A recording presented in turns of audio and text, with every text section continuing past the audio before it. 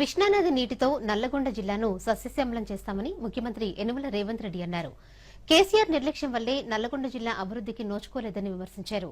నల్లగొండ జిల్లా గందివారిగూడెంలో నిర్వహించిన కాంగ్రెస్ విజయోత్సవ సభలో రేవంత్ రెడ్డి మాట్లాడుతూ నల్గొండ జిల్లాలోని పెండింగ్ ప్రాజెక్టులను త్వరలో పూర్తి చేస్తామని హామీ ఇచ్చారు. 2 ఏళ్లలో ఎస్ఎల్బీసీ సొరంగం పూర్తి చేస్తామని చెప్పారు. సంక్రాంతి తర్వాత అన్నదాతల ఖాతాలో రైతు భరోసా నిధులు వేస్తామని ముఖ్యమంత్రి స్పష్టం చేశారు.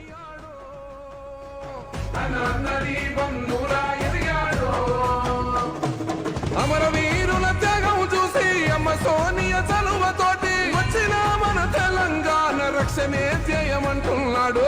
రంగుల జెండా పట్టి సింగమోలే కదిలినాడు. ఒక్కరో కాంగ్రెస్ సూర్యుడు మన రేవంత్ అన్న నిగదీసి అడిగే మొరగాడు.